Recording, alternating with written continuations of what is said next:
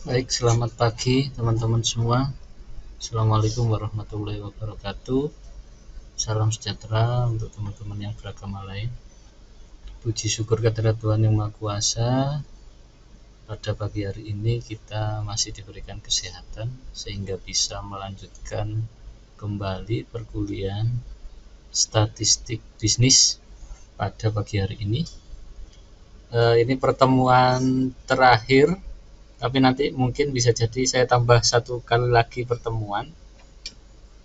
Sengaja saya record dalam bentuk Camtasia saja karena memang waktunya sudah mepet dan minggu depan sudah teman-teman menghadapi masa ujian akhir semester. Baik, pada pagi hari ini saya akan melanjutkan dua materi terakhir yang hari ini adalah ANOVA, satu jalur, one way ANOVA. Yang terakhir nanti insya Allah ada PET analisis. Oke, baik. Kalau kemarin kita membahas tentang uji T, nah hari ini kita akan lanjutkan ke uji ANOVA, ya, one way ANOVA. Nah, seperti yang bisa teman-teman saksikan di tampilan layar, bahwa one way ANOVA ini digunakan untuk mengkomparasi atau membandingkan. Apa yang dibandingkan? Nah, di situ ditulis ANOVA atau Analysis of Variance, ya, tergolong analisis komparatif lebih dari dua variabel atau lebih dari dua rata-rata. Nah, yang tujuannya menguji kemampuan generalisasi, yaitu keterwakilan data sampel, ya, keterwakilan data sampel, sehingga nanti hasil dari one way ANOVA itu bisa dijadikan sebagai representasi dari populasi yang diteliti. Nah, ANOVA lebih dikenal dengan uji F atau Fisher Test, ya, uji F. Jadi kalau teman-teman menyaksikan kakak kelas yang sudah seminar proposal, di situ kan ada uji hipotesis, meliputi uji T sama uji F. Nah, nanti uji F di situ di tabel ANOVA akan muncul yang output dari uji F. Nah, uji F itulah yang untuk menguji kesimultanan dari variabel bebas terhadap variabel dependent. Nah, ANOVA itu salah satunya bisa dijelaskan melalui uji F, ya. Nah, saya lanjutkan. ANOVA lebih dikenal dengan uji F, Fisher Test. Sedangkan arti variansi atau variance asal-usulnya dari pengertian konsep mean square atau kuadrat rata, yang rumus sistematisnya kuadrat rata sama dengan jumlah kuadrat dibagi dengan dk, derajat kebebasan, degree of freedom, ya. Jadi itu rumus untuk menentukan mean square, teman-teman. Kemudian untuk menghitung nilai ANOVA atau F hitung dengan rumus F hitung sama dengan varians A per varians D, atau sama dengan KRA per KRD sama dengan JK, jumlah kuadrat antar grup A, dibagi dengan derajat kebebasan DK A, kemudian dibagi dari hasil pembagian JKD dibagi DKD.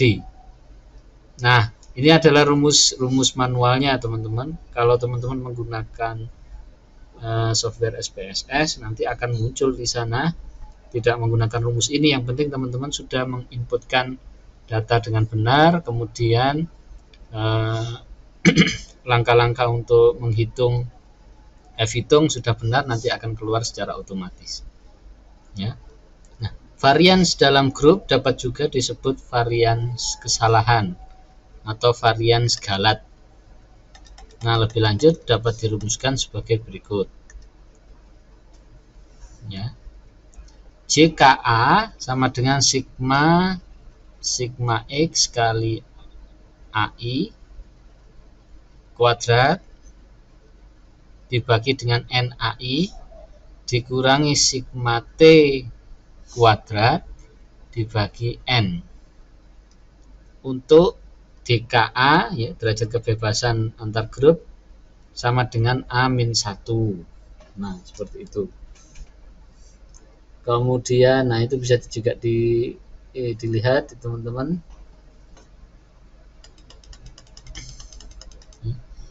Sementara untuk JKD, sigma XT kuadrat min sigma XAI kuadrat per NAI.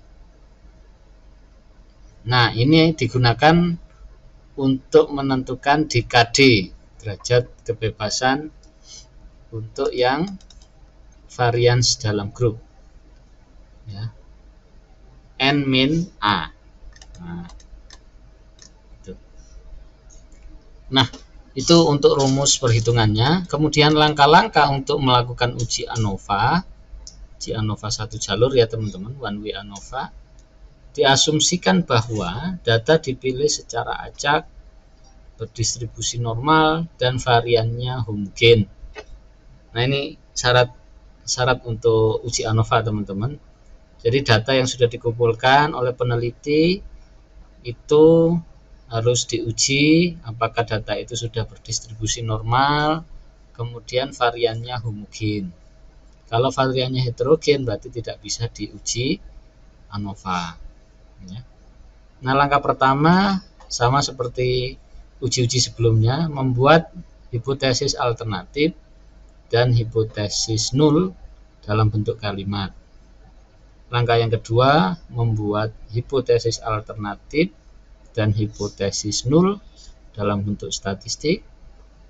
Langkah ketiga, membuat tabel penolong untuk menghitung angka statistik. Langkah keempat, mencari jumlah kuadrat antar grup. Nah, dengan rumus seperti ini, rumus yang tadi, ya teman-teman, yang sudah kita bahas. Langkah kelima, mencari derajat kebebasan antar grup, ya, degree of freedom DKA dengan rumus, nah ini A-1. Kemudian langkah 6, mencari kuadrat rata antar grup dengan rumus, nah itu. Langkah ketujuh, mencari jumlah kuadrat dalam antar grup dengan rumus ini, ya.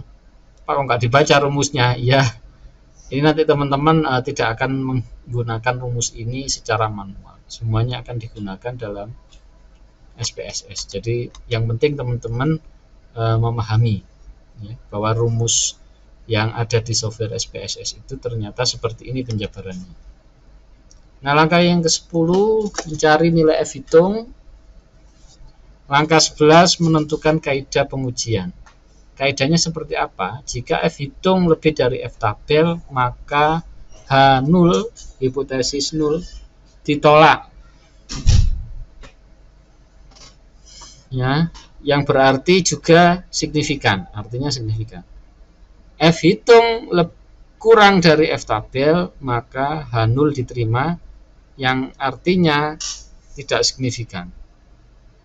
Nah, ya. Kemudian langkah yang selanjutnya, ke-12, mencari F tabel dengan rumus sebagaimana berikut. Kemudian langkah ke-13, membandingkan F hitung dengan F tabel. Nah, nanti akan muncul seperti ini teman-teman, tabel ringkasan ANOVA satu jalur. Ya. Kemudian yang terakhir adalah langkah ke-14, menyimpulkan. Oke, sudah. Nah, kita coba langsung terapkan dalam contoh kasus sebagaimana berikut. Penelitian dengan judul Perbedaan hasil belajar statistik bisnis mahasiswa akuntansi, ilmu komunikasi, dan administrasi niaga di Institut Manajemen Telkom Bandung. Nah, seperti ini Akuntansi 11 orang, ilmu komunikasi 12 orang, administrasi niaga 12 orang. Ya. Nah, seperti itu. Kemudian pertanyaannya, buktikan apakah terdapat perbedaan yang signifikan. Nah, ini.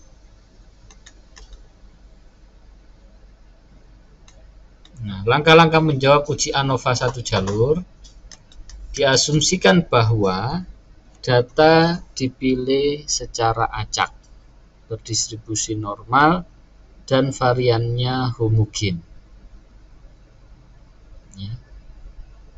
Nah, Pak, itu kan mahasiswanya beda-beda, berarti nggak homogen. Homogen, teman-teman.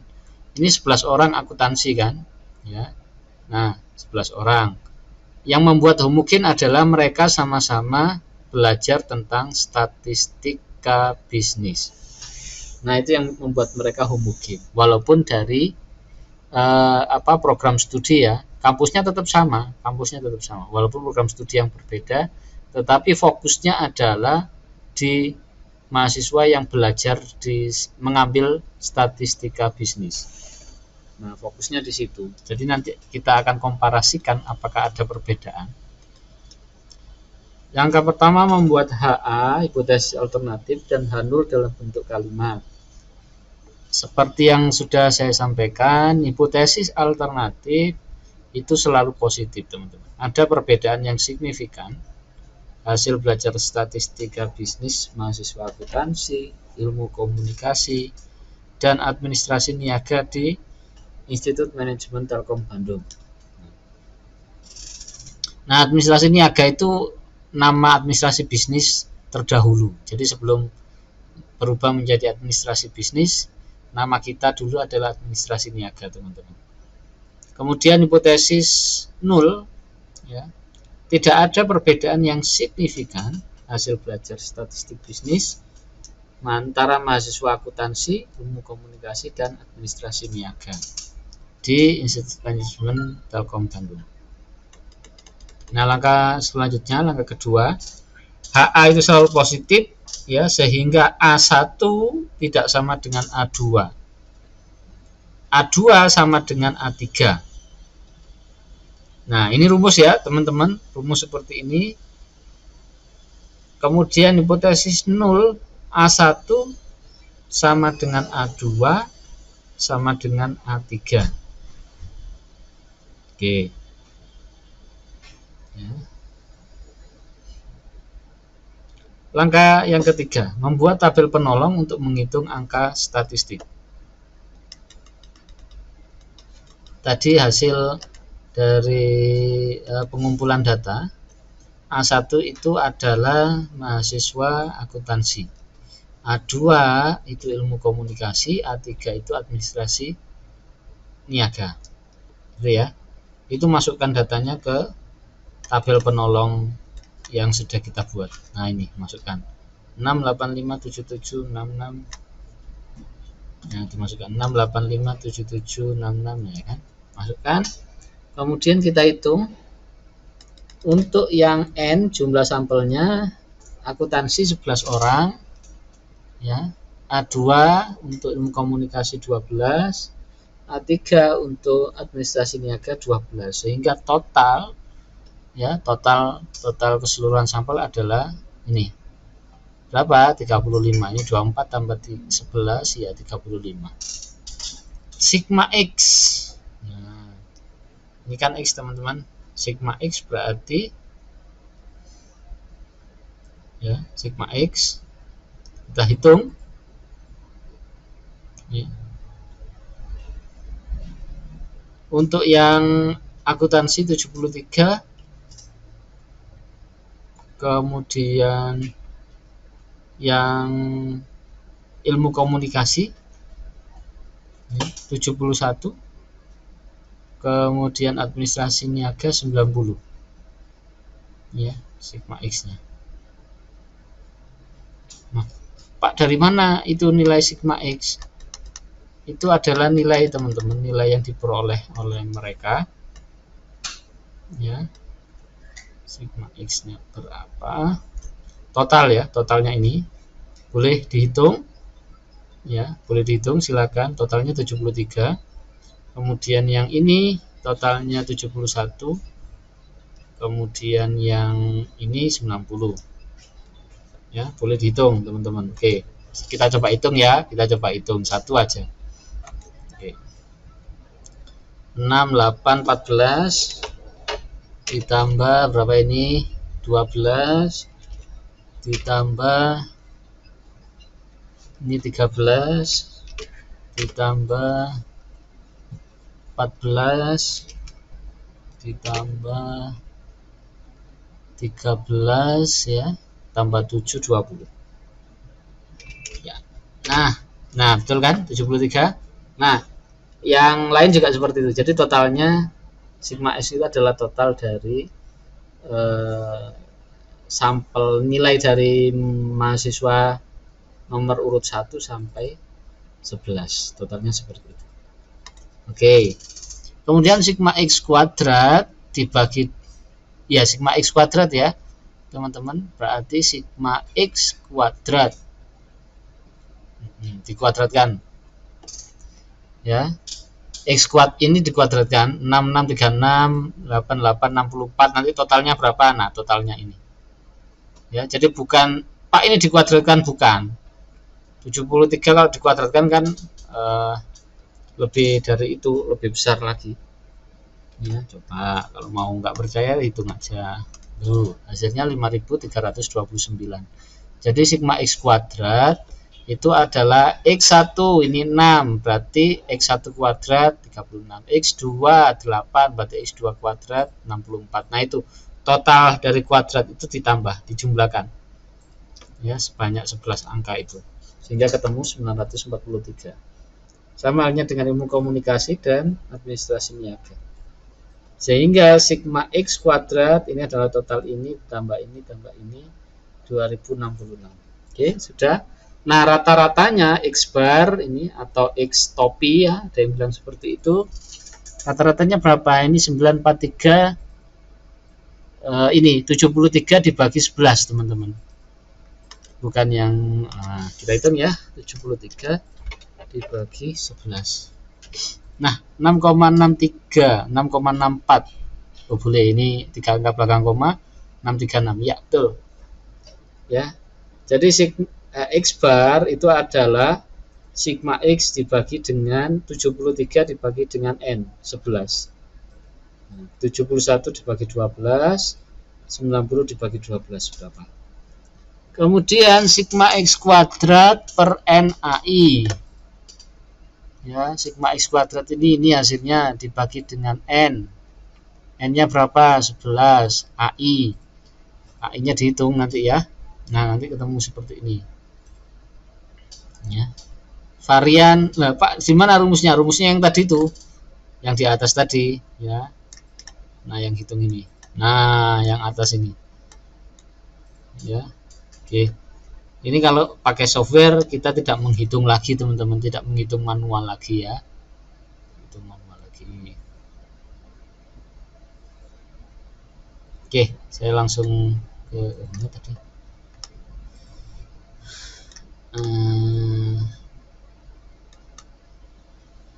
Nah, di sini sudah ya. Oke, langkah yang keempat, mencari jumlah kuadrat antar grup. Jumlah kuadrat antar grup dengan rumus. Nah, itu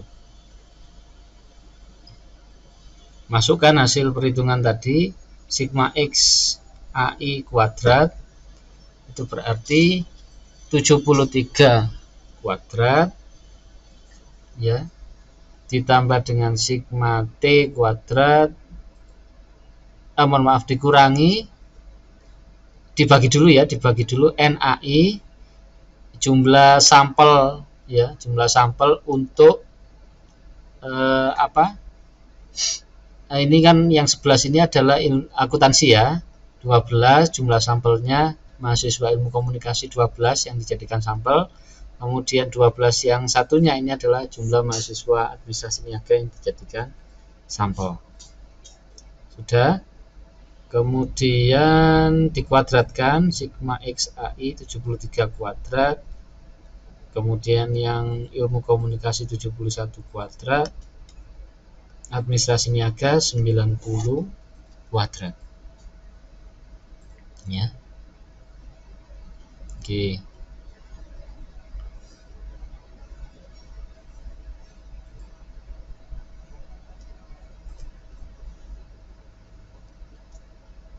Sudah? Oke. Nah, ini ada yang bertanya, Pak, 85,73 ini dari mana gitu kan. Nah, teman-teman kalau pengen dihitung boleh. Sigma X-nya tadi berapa? Sigma X-nya adalah 73. Kita hitung ya. 73 kuadrat. Ini sudah ya. Sigma X, belum. Sigma X kuadrat. Sigma X kuadrat. Nah, ini 73 kuadrat adalah 5329 dibagi dengan NAI. NAI-nya ini 11. Nah, 484 sigma X kuadrat per NAI. Ini jangan-jangan rumusnya keliru ini. Kok tidak sama? Nah, kita coba 943 dibagi, ya cocok. Berarti rumusnya keliru teman-teman. Ini ada ralat ya. Sigma X kuadrat tanpa kurung kurawal. Ya, makanya tadi saya bingung ini kok hasilnya segini. Terus saya balik lagi. Nah ini. Jadi 85,73 saya ulangi. Ini diperoleh dari sigma X kuadrat ini ya, yang 943 dibagi dengan NAI, karena ilmu komunikasi akuntansinya 11 jumlah sampelnya, NAI-nya 11, berarti 943 bagi 11 ya. Ini juga gitu kita buktikan. 431 dibagi dengan 12, NAI-nya ilmu komunikasi. Nah, diperoleh 35,92. Betul kan? Kemudian yang administrasi niaga di sini ada 692 dibagi dengan 12. Nah, 57,67. Ya, ini dibulatkan. Jadi ini yang perlu diralat yang ini teman-teman. Sigma. Jadi kurung kurawal ini hilang. Ya, makanya tadi saya bingung kok gini hasilnya gitu kan. Makanya saya balik lagi ke sini, ternyata ya ini salah rumus ya. Ini tanda kurung kurawal ini dihilangkan. Yang betul adalah sigma X kuadrat ini per NAI ya. Nah, seperti ini. Makanya tadi kan saya cek lagi loh kok beda. Nah, ini yang betul seperti ini. 73 kuadrat. Nah, ini dihitung dulu teman-teman. Ini kebetulan penyebutnya tidak sama. Terus syaratnya bagaimana, Pak? Nah, ini kita kembali lagi ke penjumlahan pecahan ya. Ini waktu SMP dulu, samakan dulu penyebutnya berapa ini. Nah, itu. Atau kalau pengen mudahnya ini jadikan desimal semua, nanti diketahui hasilnya sekian ya. Langkah yang kelima, mencari derajat kebebasan antar grup, degree of freedom, dengan rumus nah seperti ini. A-1 sama dengan 3-1. A itu apa, Pak? A itu adalah jumlah sampel ya. Kan tadi ada, bukan jumlah sampel ya, jumlah variabel yang kita teliti ya, variabel. Kan ada 3 variabel, mahasiswa ilmu komunikasi, akuntansi, sama administrasi niaga. Nah, itu 3 minus 1 ya, derajat kebebasannya adalah 2. Langkah yang keenam, mencari kuadrat rata antar grup dengan rumus sebagai berikut. Nah, sudah. Jika A-nya sudah tadi diperoleh dari sini ya, dibagi dengan hasil derajat kebebasan yang ini, sehingga diperoleh 7,54 ratanya, kuadrat rata. Langkah yang ketujuh, mencari jumlah kuadrat dalam mencari jumlah kuadrat dalam antar grup. Jumlah kuadrat dalam. Ya, sudah. Kemudian langkah 8, nah seperti ini ya. 9 seperti ini, 10. Nah, sudah. Makin kok dilewat-lewat gitu. Iya. Nanti gini teman-teman. Kita tidak akan bergerak mundur, kita bergerak maju. Jadi teman-teman saya harap tahu saja ini ya. Tahu nanti dalam prakteknya kita menggunakan software perhitungannya. Jadi apa lebih efisien. Kalau kita hitung manual ini dulu sebelum ditemukan software seperti ini. Dulu zamannya Pak Gin dulu, tapi zamannya Pak Gin itu sudah ada SPSS. Walaupun masih yang versi berapa itu, tapi sudah ada SPSS itu. Jadi nggak terlalu susah. Nah, kemudian langkah yang ke-11, nah ini menentukan kaidah pengujian, ini paling penting. Jika F hitung lebih dari sama dengan F tabel, nilai F hitung lebih dari F tabel, maka kesimpulannya adalah H0 ditolak, yang artinya signifikan. Berarti H0 itu kita tahu bahwa selalu intinya adalah pernyataannya tidak berpengaruh. Itu ditolak. Berarti kalau F hitung lebih dari F tabel berarti HA diterima, teman-teman. Artinya berarti ada pengaruh dan signifikan. Kalau F hitung lebih kecil dari atau sama dengan F tabel, maka yang ditolak adalah HA-nya, kebalikannya. Nah, yang diterima adalah H0-nya, yang artinya tidak signifikan. Nah, seperti itu. Oke. Nah, sekarang langkah ke-12, mencari F tabel dengan rumus. Nah, ini kalau mau lihat F tabel seperti ini, teman-teman. Ya. Oke. Kemudian langkah yang ke-13, langkah selanjutnya, membandingkan F hitung dengan F tabel. F hitungnya 0,5, F tabelnya 3,30. Artinya nilai F hitung lebih kecil atau kurang dari F tabel. Berarti kalau lebih kecil dari F tabel, ya F hitungnya, maka yang diterima adalah H0-nya. Yang berarti tidak signifikan. Nah, di sini. Ya. Kesimpulan, ternyata F hitung lebih besar daripada F tabel. Loh. Ya, mohon maaf. Ini salah ya. Bukunya salah. Ini harusnya lebih kecil, ya. 0,5 itu lebih kecil dari 3,30. Maka yang diterima adalah H0, HA-nya ditolak. Kesimpulannya tidak ada perbedaan yang signifikan. Hasil belajar statistik bisnis, mahasiswa akuntansi, ilmu komunikasi, dan administrasi niaga di Institut Manajemen Telkom Bandung. Nah, seperti itu teman-teman ya. Jadi ada ralat tadi, 2 ralat di buku ini, e-book ini. Ya, yang pertama tadi adalah rumus yang ini, tanda ini tanda kurung kurawalnya dihapus.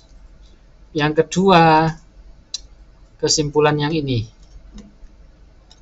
Nah, ternyata F hitung ini lebih kecil. Ini kecil. Coret ya. Kan 0,5 itu kan lebih kecil daripada 3,30. Oke, itu teman-teman. Nah, rangkuman dari pembahasan kita pada pagi hari ini, ANOVA ya, ini salah lagi tulisannya. Oh, ini ada beberapa referensi bilang ANOVA ya benar. Analisis of varian boleh ya. ANOVA adalah tergolong analisis komparatif lebih dari 2 variabel atau lebih dari 2 rata-rata. Analisis komparatif itu analisis perbandingan, teman-teman. Berarti ada yang dibandingkan. Ya, ada yang dibandingkan.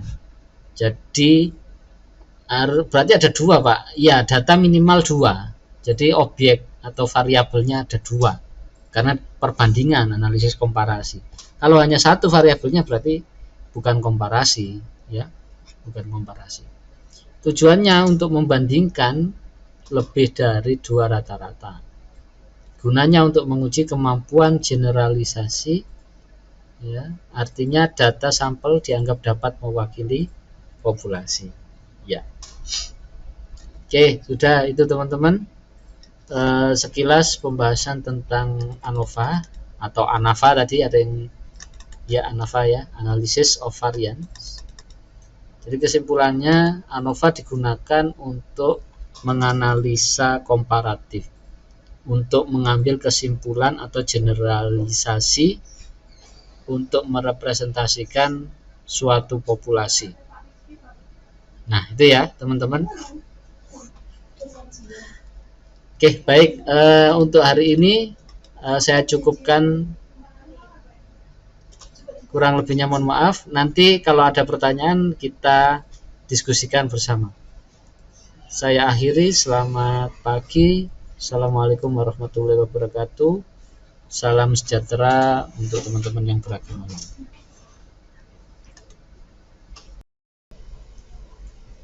Baik, selamat pagi teman-teman semua. Assalamualaikum warahmatullahi wabarakatuh. Salam sejahtera untuk teman-teman yang beragama lain. Puji syukur kehadirat Tuhan Yang Maha Kuasa, pada pagi hari ini kita masih diberikan kesehatan sehingga bisa melanjutkan kembali perkuliahan statistik bisnis pada pagi hari ini. Ini pertemuan terakhir, tapi nanti mungkin bisa jadi saya tambah satu kali lagi pertemuan. Sengaja saya record dalam bentuk Camtasia saja karena memang waktunya sudah mepet dan minggu depan sudah teman-teman menghadapi masa ujian akhir semester. Baik, pada pagi hari ini saya akan melanjutkan dua materi terakhir yang hari ini adalah ANOVA, satu jalur, one way ANOVA. Yang terakhir nanti insya Allah ada PET analisis. Oke, baik. Kalau kemarin kita membahas tentang uji T, nah hari ini kita akan lanjutkan ke uji ANOVA, ya, one way ANOVA. Nah, seperti yang bisa teman-teman saksikan di tampilan layar, bahwa one way ANOVA ini digunakan untuk mengkomparasi atau membandingkan. Apa yang dibandingkan? Nah, di situ ditulis ANOVA atau Analysis of Variance, ya, tergolong analisis komparatif lebih dari 2 variabel atau lebih dari 2 rata-rata. Nah, yang tujuannya menguji kemampuan generalisasi, yaitu keterwakilan data sampel, ya, keterwakilan data sampel, sehingga nanti hasil dari one way ANOVA itu bisa dijadikan sebagai representasi dari populasi yang diteliti. Nah, ANOVA lebih dikenal dengan uji F atau Fisher test, ya, uji F. Jadi kalau teman-teman menyaksikan kakak kelas yang sudah seminar proposal, di situ kan ada uji hipotesis, meliputi uji T sama uji F. Nah, nanti uji F di situ di tabel ANOVA akan muncul yang output dari uji F. Nah, uji F itulah yang untuk menguji kesimultanan dari variabel bebas terhadap variabel dependen. Nah, ANOVA itu salah satunya bisa dijelaskan melalui uji F, ya. Nah, saya lanjutkan. ANOVA lebih dikenal dengan uji F, Fisher test. Sedangkan arti variansi atau variance asal-usulnya dari pengertian konsep mean square atau kuadrat rata, yang rumus sistematisnya kuadrat rata sama dengan jumlah kuadrat dibagi dengan DK, derajat kebebasan, degree of freedom, ya. Jadi itu rumus untuk menentukan mean square, teman-teman. Kemudian untuk menghitung nilai ANOVA atau F-hitung dengan rumus F-hitung sama dengan varians A per varians D atau sama dengan KRA per KRD sama dengan JK jumlah kuadrat antar grup A dibagi dengan derajat kebebasan DK A, kemudian dibagi dari hasil pembagian JKD dibagi DKD.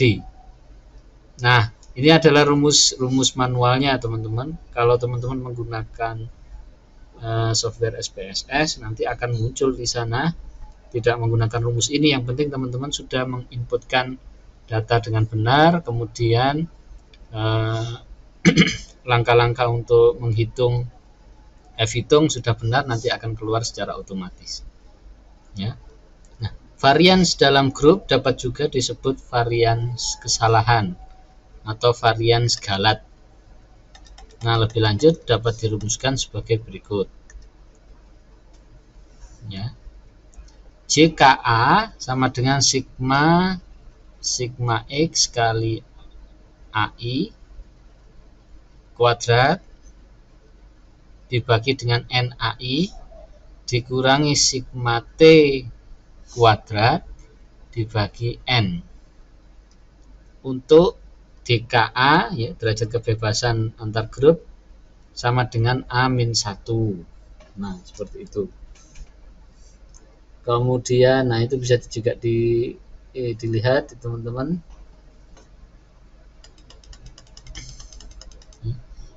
Sementara untuk JKD sigma XT kuadrat min sigma XAI kuadrat per NAI. Nah, ini digunakan untuk menentukan DKD, derajat kebebasan untuk yang varians dalam grup. Ya. N-A. Nah, itu untuk rumus perhitungannya. Kemudian langkah-langkah untuk melakukan uji ANOVA. Uji ANOVA satu jalur ya teman-teman, one way ANOVA. Diasumsikan bahwa data dipilih secara acak, berdistribusi normal, dan variannya homogen. Nah, ini syarat untuk uji ANOVA teman-teman. Jadi data yang sudah dikumpulkan oleh peneliti itu harus diuji apakah data itu sudah berdistribusi normal, kemudian variannya homogen. Kalau variannya heterogen berarti tidak bisa diuji ANOVA. Ya. Nah, langkah pertama sama seperti uji-uji sebelumnya, membuat hipotesis alternatif dan hipotesis nul dalam bentuk kalimat. Langkah yang kedua, membuat hipotesis alternatif dan hipotesis nul dalam bentuk statistik. Langkah ketiga, membuat tabel penolong untuk menghitung angka statistik.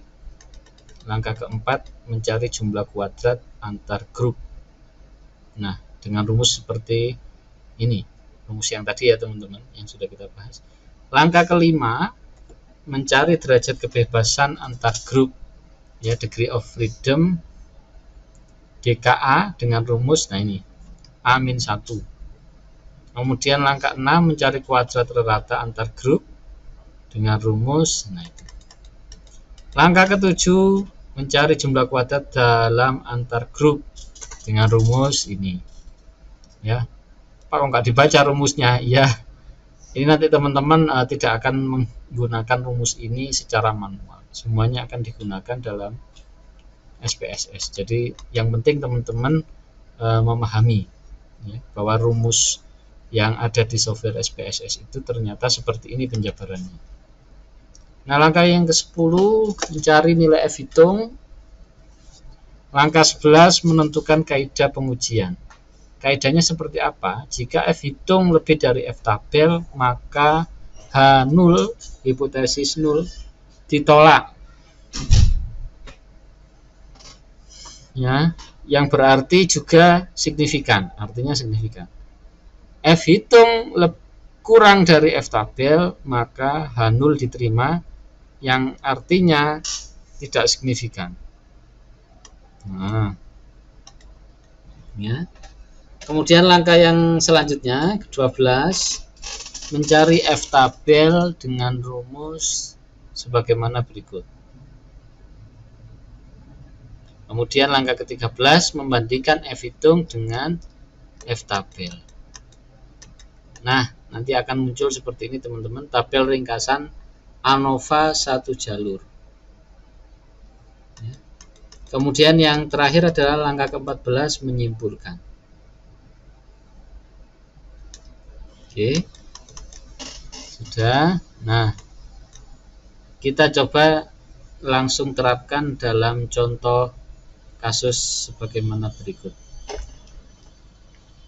Penelitian dengan judul Perbedaan hasil belajar statistik bisnis mahasiswa akuntansi, ilmu komunikasi, dan administrasi niaga di Institut Manajemen Telkom Bandung. Nah, seperti ini. Akuntansi 11 orang, ilmu komunikasi 12 orang, administrasi niaga 12 orang. Ya. Nah, seperti itu.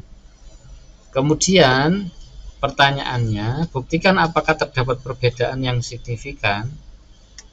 Nah, ini.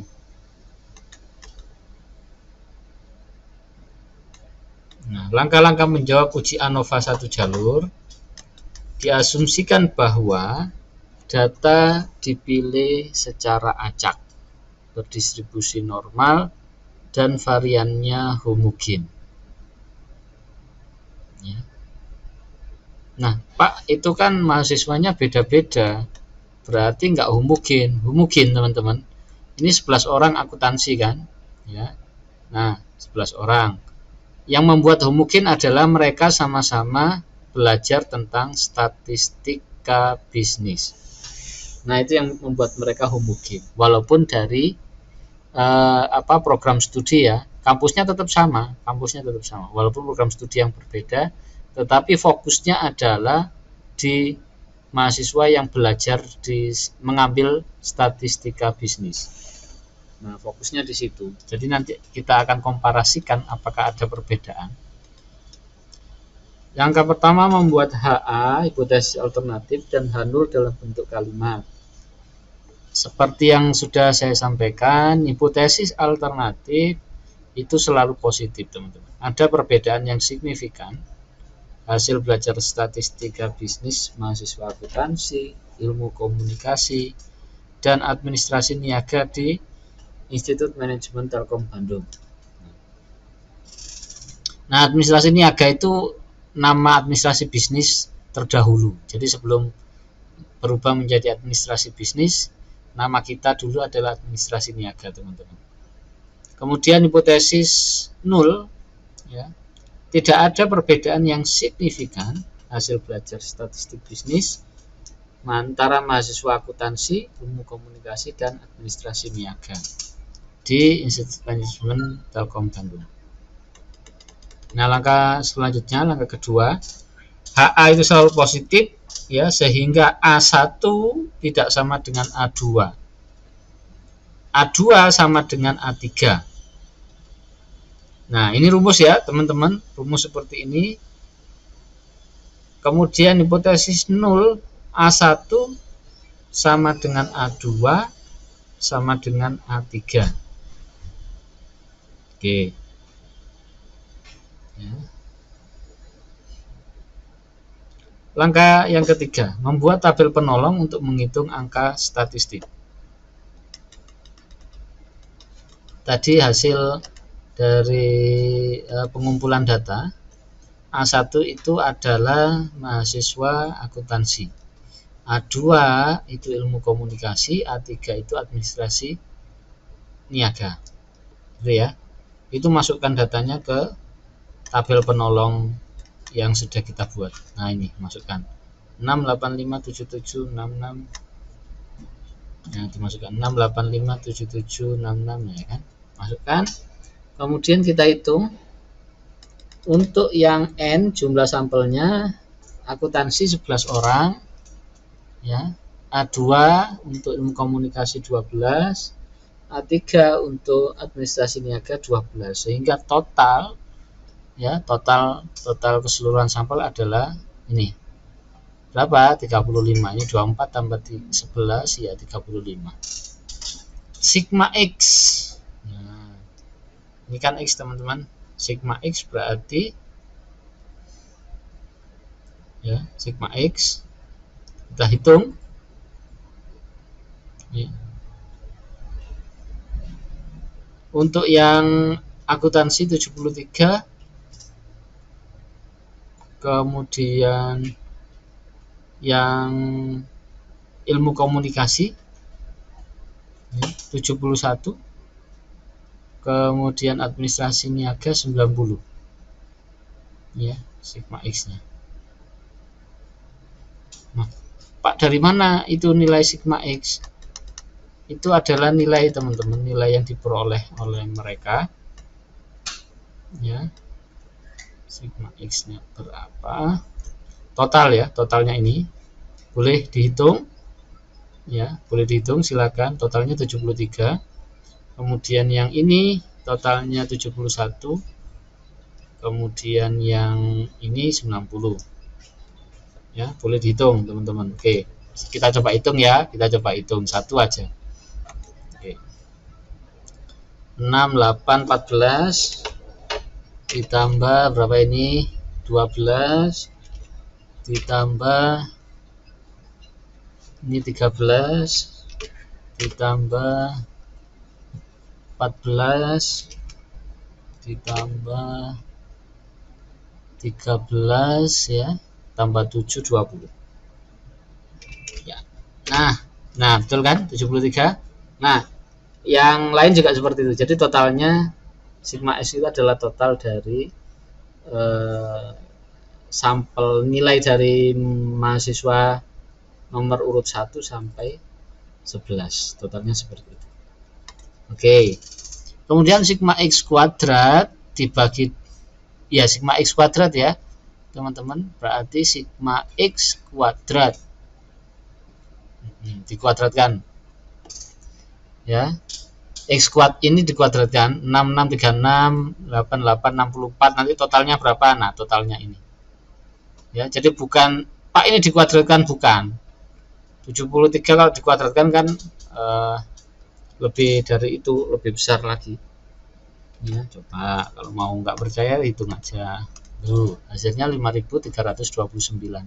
Jadi sigma X kuadrat itu adalah X1 ini 6, berarti X1 kuadrat 36, X2 8, berarti X2 kuadrat 64. Nah, itu total dari kuadrat itu ditambah, dijumlahkan ya, sebanyak 11 angka itu, sehingga ketemu 943.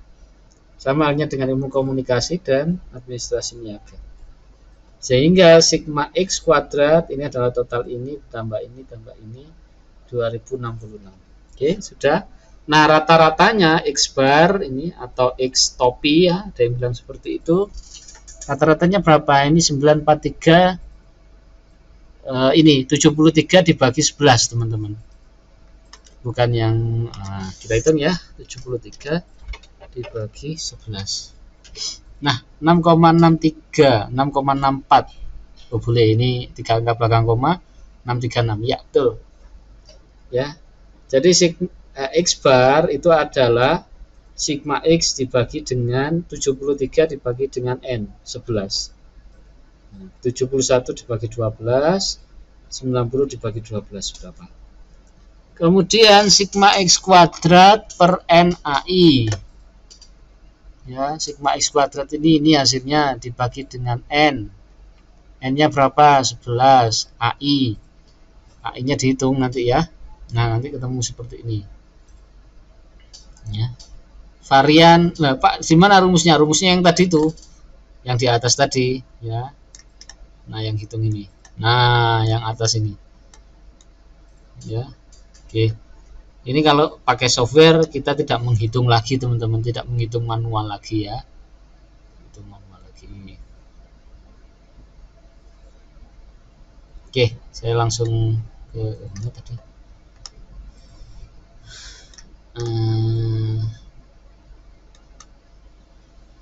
Nah, di sini sudah ya. Oke, langkah yang keempat, mencari jumlah kuadrat antar grup. Jumlah kuadrat antar grup dengan rumus, nah itu. Masukkan hasil perhitungan tadi, sigma x AI kuadrat itu berarti 73 kuadrat ya, ditambah dengan sigma T kuadrat, mohon maaf, dibagi dulu NAI, jumlah sampel ya, jumlah sampel untuk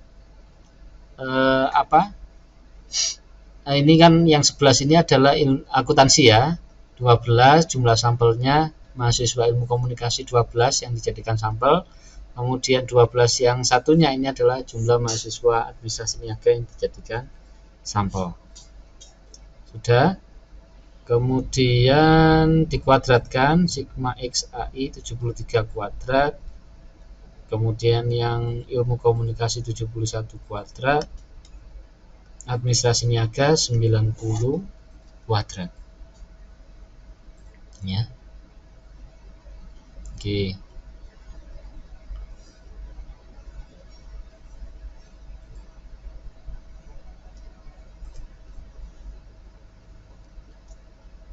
Sudah? Oke. Nah, ini ada yang bertanya, Pak, 85,73 ini dari mana gitu kan.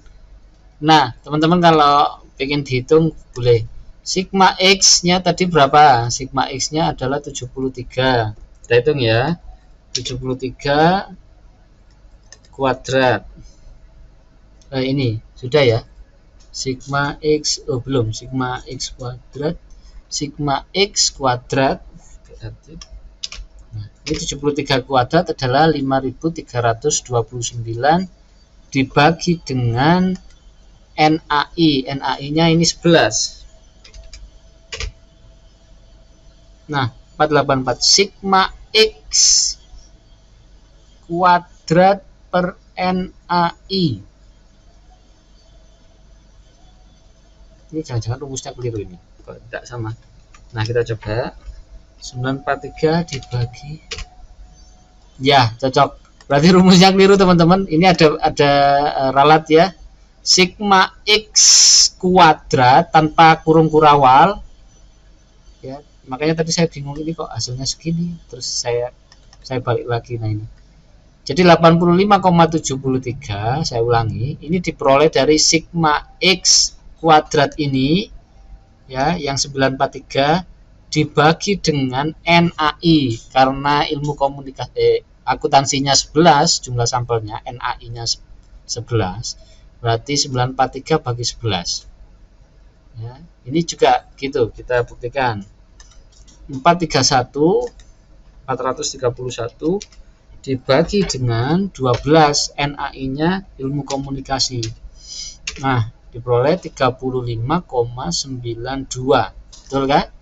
Kemudian yang administrasi niaga di sini ada 692 dibagi dengan 12. Nah, 57,67 ya, ini dibulatkan. Jadi ini yang perlu diralat yang ini, teman-teman, sigma. Jadi kurung kurawal ini hilang ya, makanya tadi saya bingung kok gini hasilnya gitu kan. Makanya saya balik lagi ke sini, ternyata ya ini salah rumus ya. Ini tanda, ini loh, tanda kurung kurawal ini dihilangkan. Yang betul adalah sigma X kuadrat ini per NAI ya. Nah, seperti ini. Makanya tadi kan saya cek lagi loh kok beda. Nah, ini yang betul seperti ini. 73 kuadrat. Nah, ini dihitung dulu, teman-teman. Ini kebetulan penyebutnya tidak sama. Terus syaratnya bagaimana, Pak? Nah, ini kita kembali lagi ke penjumlahan pecahan ya. Ini waktu SMP dulu. Samakan dulu penyebutnya berapa ini. Nah, itu. Atau kalau pengen mudahnya ini jadikan desimal semua. nanti diketahui hasilnya sekian ya. Oke. Langkah yang kelima, mencari derajat kebebasan antar grup, degree of freedom, dengan rumus nah seperti ini. A-1 sama dengan 3-1. A itu apa Pak? A itu adalah jumlah sampel ya, kan tadi ada, bukan jumlah sampel ya, jumlah variabel yang kita teliti ya, variabel, kan ada 3 variabel, mahasiswa ilmu komunikasi, akuntansi, sama administrasi niaga. Nah itu 3 minus 1 ya, derajat kebebasannya adalah 2. Langkah yang keenam, mencari kuadrat rata antar grup dengan rumus sebagai berikut. Nah,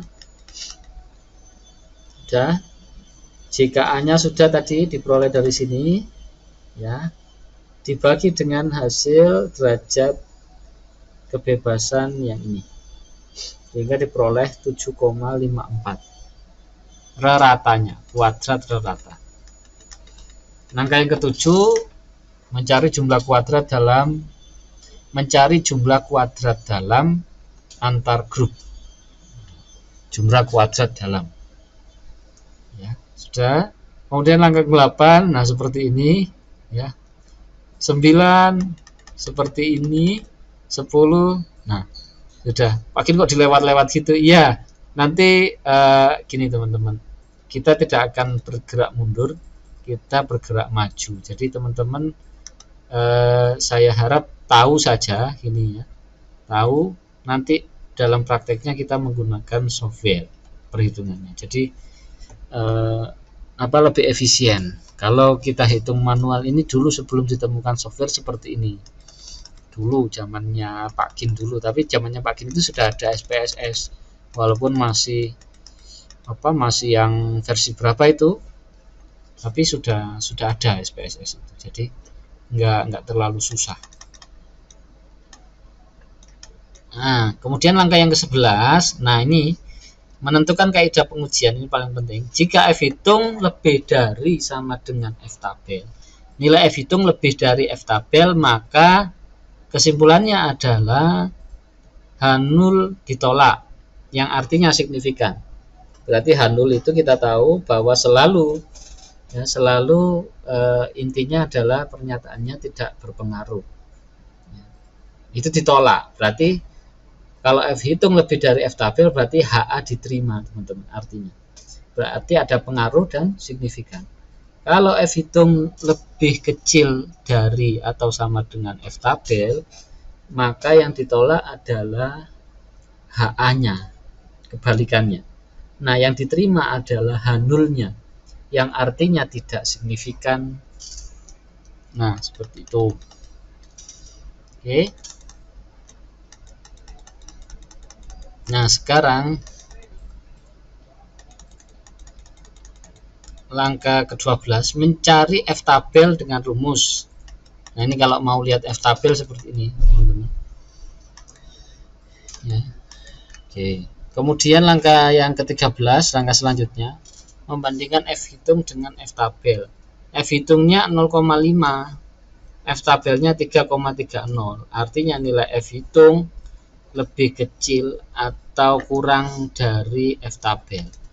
Berarti kalau lebih kecil dari F tabel ya, F hitungnya, maka yang diterima adalah H0-nya.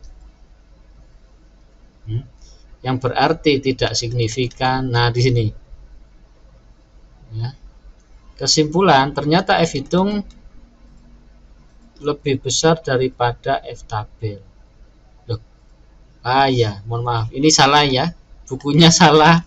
Ini harusnya lebih kecil ya, 0,5 itu lebih kecil dari 3,30. Maka yang diterima adalah H0, HA-nya ditolak. Kesimpulannya tidak ada perbedaan yang signifikan. Hasil belajar statistik bisnis, mahasiswa akuntansi, ilmu komunikasi, dan administrasi niaga di Institut Manajemen Telkom Bandung. Nah, seperti itu teman-teman ya. Jadi ada ralat tadi, 2 ralat di buku ini, e-book ini, ya. Yang pertama tadi adalah rumus yang ini, tanda ini tanda kurung kurawalnya dihapus. Yang kedua, kesimpulan yang ini. Nah, ternyata F hitung ini lebih kecil. Ini kecil. Coret ya. Kan 0,5 itu kan lebih kecil daripada 3,30. Oke, itu teman-teman.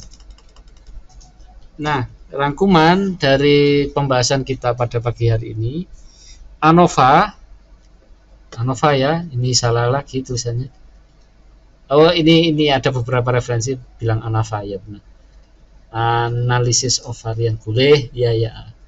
ANOVA atau ANOVA adalah tergolong analisis komparatif lebih dari 2 variabel atau lebih dari 2 rata-rata. Analisis komparatif itu analisis perbandingan, teman-teman. Berarti ada yang dibandingkan. Ya, ada yang dibandingkan. Jadi berarti ada 2, Pak. Ya, data minimal 2. Jadi objek atau variabelnya ada 2. Karena perbandingan, analisis komparasi. Kalau hanya 1 variabelnya berarti bukan komparasi, ya. Bukan komparasi. Tujuannya untuk membandingkan lebih dari 2 rata-rata. Gunanya untuk menguji kemampuan generalisasi, ya, artinya data sampel dianggap dapat mewakili populasi. Ya. Oke, sudah itu teman-teman. Sekilas pembahasan tentang ANOVA atau ANAVA tadi, ada yang ya ANAVA ya, Analysis of Variance. Jadi kesimpulannya, ANOVA digunakan untuk menganalisa komparatif, untuk mengambil kesimpulan atau generalisasi untuk merepresentasikan suatu populasi. Nah, itu ya teman-teman. Oke, baik. Untuk hari ini saya cukupkan. Kurang lebihnya mohon maaf. Nanti kalau ada pertanyaan kita diskusikan bersama. Saya akhiri. Selamat pagi. Assalamualaikum warahmatullahi wabarakatuh. Salam sejahtera untuk teman-teman yang beragama.